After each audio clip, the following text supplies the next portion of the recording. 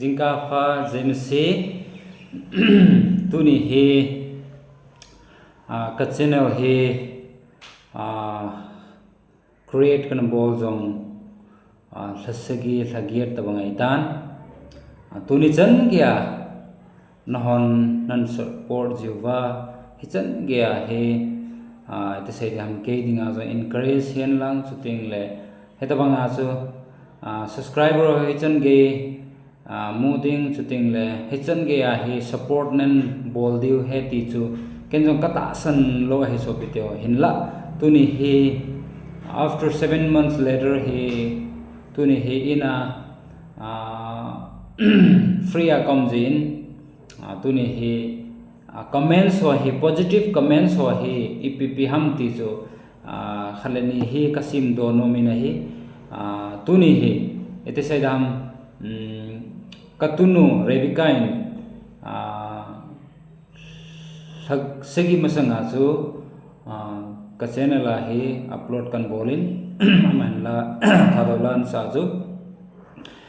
heja chu 995 comments ho chu kamuve chuting le views jong 82000 views kamudoin kitang momo nge so piteo hichi hi nahon nei ngai lu jiwa chu ana hi ekati no me so pite ho ja chu tuni hi aban bana hi positive comments ho hi kan sim hlading hin masaben time cookie entertainer hechi cookie entertainer hi ke jong fan khat kana hi eti chu kan sei do no min hechi cookie entertainer hi amy hola hi te sei da ham one of the famous YouTuber khat jong na hi ti chu ke he dola so ken ka he na so hechi chu hin te kati in amai na sei na he kipapi na omji ve se jing ve sarpa nang hon kukila nahin sa tingole angai na jong asang de se jie ahinai momo nge sopite iti sedam kyo jong nepali khat kana in emi ho kuki ho namdang jat dang in nepali baw an thoting le iti sedam kalunga hi henge ajat mama paune te ho tabanga he thip loading ahin at tune ho he jong cham kha ichanam ka he di lo jong ding ahin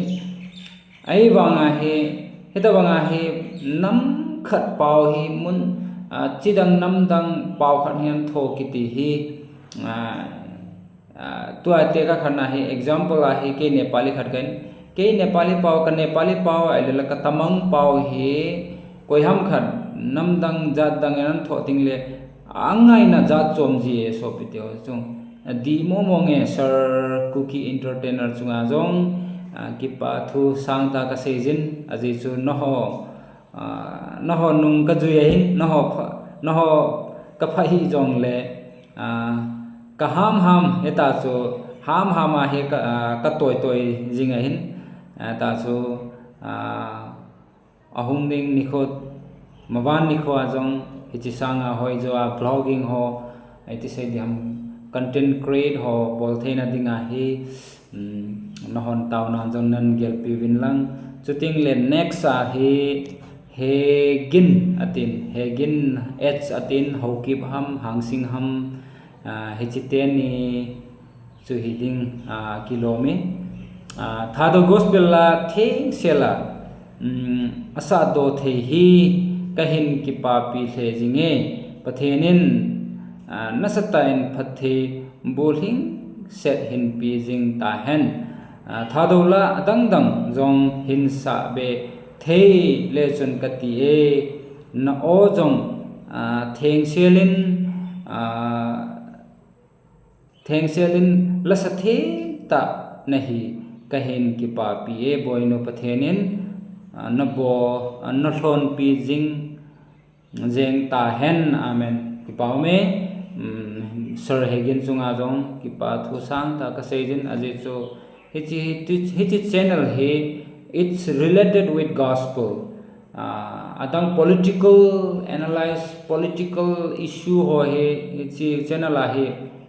kaha bol ji lo hin chi gospel mun chom choma pathen thu seina pathen thu sedinga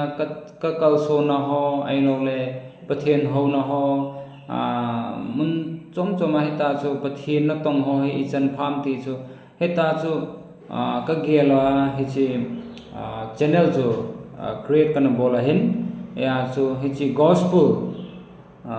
hi chi thado gospel la thing sela ka tunin asa echan gya hi sir hegin in kipapi chuting le encouragement nan pi chu kamule ki hon ka kipain nangle na in sung jong pathenin phathe bo hen tin ka sei do num he hilaya he keeps my and keeps min or something like that प्रभु को आशीर्वाद जरूर प्राप्त होगा बहन God Almighty bless you themin Allah jong alopiye la he hindi pawa he sentence ka jo main कमेना बोले प्रभु का आशीर्वाद जरूर प्राप्त होगा पथेन फथे ही नचन थो थो दिन तीना है बहन किति चु नाव कितिना है अमा चुंगा जों पथेनिम फथे bone lang God bless you too maybe sister or brother I have no idea please you comment if you are looking my video when I'm reading your comments so pasal hidam nume hidam kahepon hijong le pathenin nang le nain song jong pathenin phathe bo hen next he brother Holmang how keep 7 months ago a pauthe set hibo hila chanu nauno pathenin phathe na bo te hen praise the Lord tin he cha ken jong comment ka bol khal hele e hilopi lalmin thang how given comments and bol ken thanks God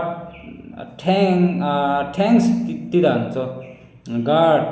I proud of you Miss Rebecca Tamang kipamen abana he next he kipapi na le hitabang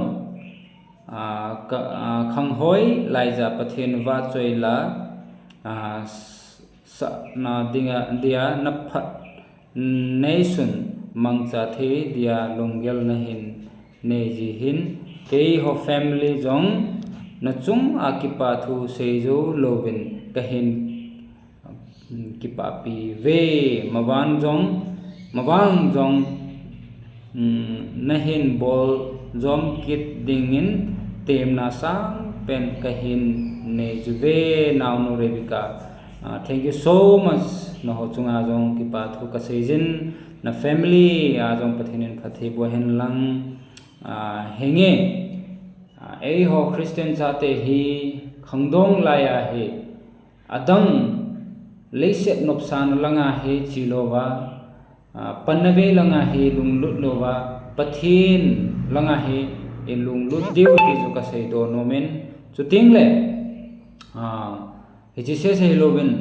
pathena ilung lut ting le pathinin lampi apha pha chu ei gon pi ve ti chu kan sei do no mahin next he chon chongloi athemo monge pathenin phathe bo hen thank you so much brother he chon chongloi chunga jong ki pathu ka seijin next he them monge hung machal jingwo love from Cookieland khat hi to hi Manipura hi ji administration ki del hin nama chunga jong ki pathu sa tan ka seijin themo monge kan ki papi monge akiting jong le hinsa heno pathenin phathei bo jing hen o pathen thangwa in hen हिचन गया हे इति सैद हम एमिते हो हे कुकी ते हो हे अदिया कुकी जो चाहते हो ते ही अफत न खत जो भामते अदंग जोंग तम ता उमना अफत लोना जोंग उमहिन मिहेम किते हे फत ले अफत लोना जोंग जे है बोथ नेगेटिव एंड पॉजिटिव जो जे है आइले पॉजिटिव मा जो कन है तो जो इपहम तिले एमिते कुकी जो चाहते हो ही हितन कुकी पाओ आइलो ले gospel होय अनसातिंग ले gospel ला होय अनसातिंग ले एमा इन सुंग तबंगा जो की गियल जे हिची ही इति सैदे हम लोबी मामा तिदे हम आइलो ले किपा पि से जिंग जो चितबंगा हे इति सैदे हम मी खट इन ए पाव की थोतिंग ले मी कोन खट जोइ ले हो सिक्योरिटी असुंग थु ही हेनांते